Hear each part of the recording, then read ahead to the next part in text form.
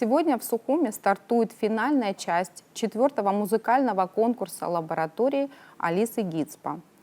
А гости нашей студии — учредитель проекта, его идейный вдохновитель, народная артистка Республики Абхазия, заслуженная артистка Российской Федерации, солистка Московского театра «Геликон-опера» Алиса Гицпа, а также заслуженный артист Российской Федерации, заслуженный артист Республики Абхазия, народный артист Республики Башкортостан, мировая звезда оперной сцены, художественный руководитель Башкирского театра оперы и балета Аскар Абдразаков. Здравствуйте. Здравствуйте. Рада вас приветствовать сегодня у нас в гостях. Начинается такой сложный творческий проект. Я хотела бы вам пожелать успехов, вдохновения, всяческой поддержки со стороны наших зрителей и всей команды. Спасибо. Конкурс обретает все новые и новые горизонты, и география конкурса расширяется. С каждым годом, как мне кажется, меняется структура этого конкурса. Алиса Шалвовна, вот вам вопрос. Расскажите, пожалуйста, как за 4 года этот конкурс трансформировался и каких результатов на сегодняшний день вы уже добились? Всем доброе утро. Мы приступаем к последней части нашего конкурса, то есть мы выходим на уже финишную прямую. Сегодня мы начинаем прослушивание номинации «Камерное пение». Вот, собственно, уже, можно сказать, даже чем отличается наш этот конкурс от прошлогоднего. Этой номинации в прошлом году у нас не было. И вообще, если начинать с самого начала, то сначала у нас был просто вокальный конкурс, потом вокальный конкурс трансформировался в музыкальный конкурс, далее музыкальный конкурс трансформировался в музыкальный конкурс лабораторию, и вот сейчас мы уже имеем вот международный музыкальный конкурс лаборатория, в котором есть вот 3 номинации: оперное пение, камерное пение и искусство аккомпанемента. И еще, конечно, очень большим подспорьем является то, что уже 2 года нас поддерживает Президентский фонд культурных инициатив, и все 4 года существования нашего конкурса он проходит при поддержке правительства Абхазии и Министерства культуры Абхазии. Чем изменился этот конкурс? У нас появилось еще больше мастер-классов, так как это не просто конкурс, а это лаборатория, которая включает в себя и образовательный контекст. У нас проходят различные мастер-классы, тематика мастер-классов очень разнообразна, начиная от стилистики эпохи барокко, заканчивая актерским мастерством, сценической речью. Даже есть лекции определенного плана, например, продвижение себя в соцсетях, как найти себя в интернете, самопрезентация. То есть это вот все вот эти мастер-классы, тематика которых складывается из различных сегментов профессии музыканта и оперного певца. Оперный певец – это синтетический актер. Певец – это актер музыкального театра. Это певец, камерный певец, который выступает на сцене только с концертмейстером и рассказывает личную историю, делится своей личной историей и историей композиторов, да, со сцены. То есть постоянно находится в диалоге со зрителем, в диалоге с пианистом. Поэтому и конкурс наш так называется «Музыка, диалог без границ и расстояний», потому что мы постоянно находимся в диалоге. В данный момент мы тоже с вами в диалоге находимся, в диалоге с нашими зрителями. Вот. Что еще я могу сказать про наш конкурс? Он еще интересен тем, что у нас увеличивается количество партнеров, у нас увеличивается количество специальных призов. Вот, начиная с января по июнь месяц у нас будет очень много различных концертов в различных городах России. И я думаю, что с будущего года мы будем уже более плотно сотрудничать со странами Латинской Америки. Ну вот относительно участников из других стран, вот в этом году какие у нас будут гости в лице участников? Благодаря содействию МИДа Абхазии и лично Олега Мсасовича Барцыц у нас появилась участница из Никарагуа Екатерина Веласкес. Вот она буквально сегодня должна приехать. Ее привозит наше Министерство иностранных дел. Спасибо. Это, конечно, я считаю очень большим прорывом, потому что это как раз-таки наши мосты, культурные наши мосты. Никарагуа – это страна, которая признала независимость Абхазии. Конечно, вот такие события для нашего конкурса и вообще в целом для культуры и политики абхазской очень важны. И большое спасибо нашему МИДу за то, что есть вот такой огромный прорыв. Вот, насколько мне известно, все ваши участники предыдущих конкурсов, они получают такую поддержку и дополнительный какой-то импульс в своей дальнейшей профессиональной деятельности. Вы даете своего рода путевку в жизнь на большую сцену. Вот могли бы вы что-то посоветовать нашим абхазским потенциальным участникам, и что ваш конкурс может дать как прорыв вот в качестве основы, платформы, быть может, в их профессии? Во-первых, участие в мастер-классах. Вот у нас Оскар Амирович Абдразаков сегодня в 6 часов будет проводить свой мастер-класс, и уже многие к нам писали, хотели к вам попасть. И вот в прошлом году у нас был солист Большого театра Роман Муравицкий, многие ребята из музыкального училища наши.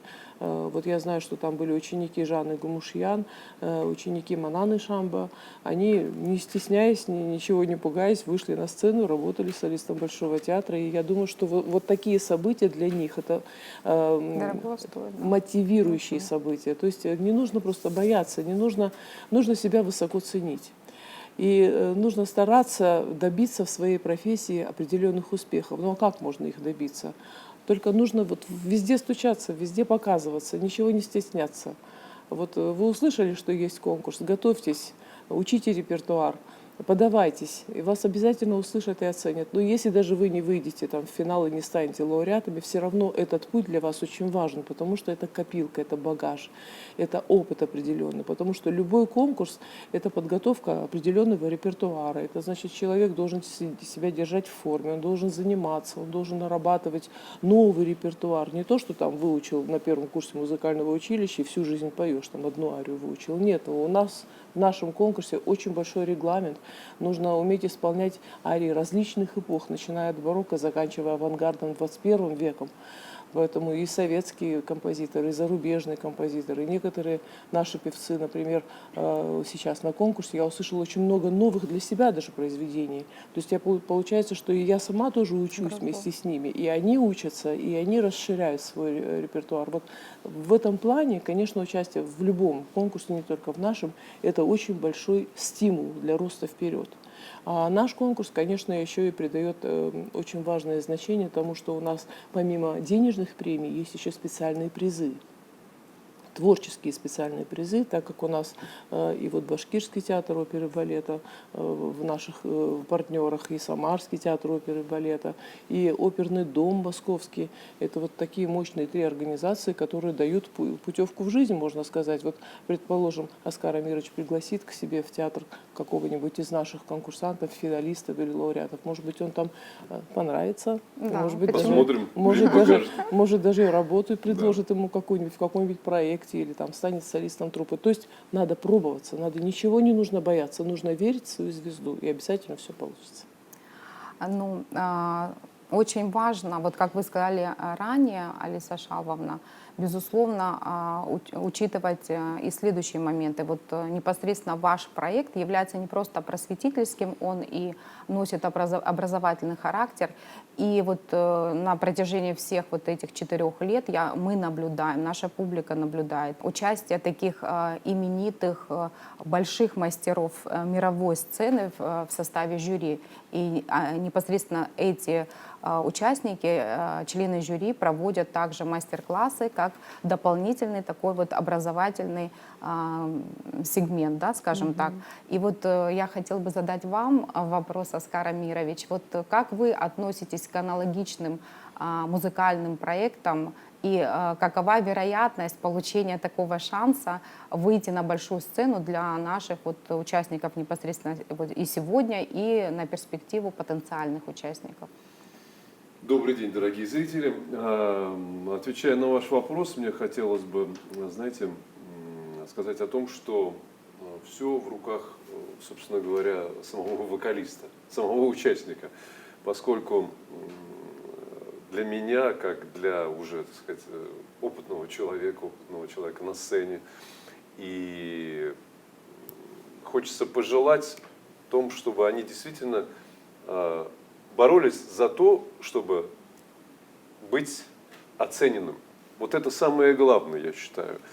И Алиса Шалвовна сказала о том, что да, нужно стремиться везде участвовать в конкурсах, готовиться, заниматься. Ведь что такое вообще талант? талант – это 95% работы и 5% своего таланта.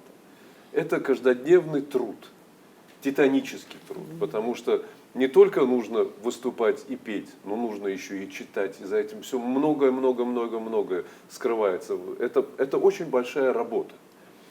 Вот. И чтобы достичь каких-либо успехов, конечно же, нужно и получать мастер-классы, конечно же, участвовать в конкурсах, и, конечно же, много-много петь. От этого никуда, к сожалению, не деться.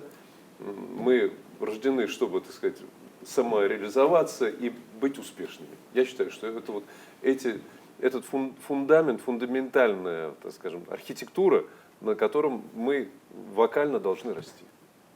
Спасибо. Ну, насколько мне известно, вы очень хорошо знакомы с нашей публикой и знаете наверняка, что, несмотря на то, что наша страна Абхазия, она маленькая, но она является кузницей большого количества талантливых людей в разных направлениях и непосредственно в искусстве, в музыкальном искусстве в том числе. Вот сейчас наблюдается такая тенденция к любви, скажем так, реанимации любви к классической музыке. И это не может нас не радовать, потому что, как все мы знаем, классическая музыка формирует личность, и она помогает развиваться, да, повышает уровень интеллекта в том числе. Вот что вы можете сказать, какое-то напутственное, может быть, слово для наших молодых участников, и не только участников, вообще для нашего населения, о роли классической музыки в жизни человека и вообще в его становлении как личности? Возвращаясь к тому вопросу фундаментального искусства, я хотел бы затронуть вопрос народного искусства. Мы все люди из народа. И поскольку благословенная земля Абхазии, и здесь я считаю, что такие прекрасные, как Алиса Гицпа, да, как и многие-многие другие, конечно же, рождаются только здесь. И для меня очень важно, как для солиста, вокалиста, чтобы внутреннее вот это вот желание творческое, оно росло. То есть, конечно, нужны и консерватории, нужны и училища, нужно образовываться. И тогда будет и искусство высокого уровня. Да? Понимаем, что мы сегодня едем в центр, то есть это в Москву, учимся в Московской консерватории, Ленинградской консерватории, Санкт-Петербургской консерватории и многие-многие консерватории страны. Мы все равно возвращаемся к своим исконным корням. Мы все равно приезжаем на свою малую родину, да, и мы выступаем, мы показываем наш класс. Вот мне хотелось бы, чтобы этот класс именно зарождался именно здесь. Я от всей души желаю вам, чтобы в будущем была Абхазская консерватория, чтобы здесь были потрясающие музыканты. А профессора, я думаю, они сами сюда приедут и будут с удовольствием преподавать. Спасибо. Алиса Шалвовна, вот ни для кого не секрет, что аналогичные проекты, и непосредственно ваш проект, это трудоемкий процесс. И, безусловно, он требует затратной части, требует поддержки отовсюду. И, насколько нам известно, ваш проект поддерживается нашим государством, Республикой Абхазия, правительством, непосредственно президентом Республики Абхазия Бадрой Зурабовичем. И вот хотелось бы немножечко поговорить о другом моменте. Все-таки искусство это как бы идет в тандеме, если можно так сказать, с меценатством. Вот существует ли культура меценатства у нас и насколько она важна вот в таких вот творческих проектах? Да, конечно, благодаря поддержке Министерства культуры и нашего правительства и Президентского фонда культурных инициатив наш конкурс вообще может реализоваться, потому что это получился, даже неожиданно для меня, очень масштабный проект, в котором очень много составляющих частей. Ну, конечно, без меценатства невозможно вообще, в принципе, искусство, развитие искусства невозможно. Оно ведь всегда поддерживалось, да, и в России 18-19 века. Были люди, которые имели много денег, купцы, интеллигенты, люди, просто любящие искусство, богатые люди, которые считали честью для себя вложить свои финансовые средства в какой-то определенный проект, в какого-то, может быть, певца или начинающего, или уже состоявшегося, или в танцора, в балет, в оперу, в искусство. За границей, например, я точно знаю, что, например, самый знаменитый театр мира Метрополитен-опера держится на дотации от спонсоров и от меценатов. Это вообще не государственная структура, Оскар Амирович не даст соврать. Вот. Это только здесь, в России, есть вот такие бюджетные оперные театры, которые на бюджете государства содержатся. Ну а такие проекты, как, например, мой, который существует, например, в определенной степени благодаря грантам, конечно, нуждаются в очень мощной финансовой поддержке инвесторской, спонсорской. Существуют ли меценаты? Они, конечно, существуют, но их очень мало. Ну вот конкретно в Эта вашем культура конкурсе. меценатства сейчас утеряна, к сожалению, хотя есть закон. Дума приняла закон о меценатстве. И вот мне очень хочется, чтобы богатые люди, которые могли бы помочь, да, развитию искусства, посмотрели немножко в нашу сторону тоже. Я понимаю, что, наверное, это убыточное мероприятие, ведь искусство не приносит никаких доходов.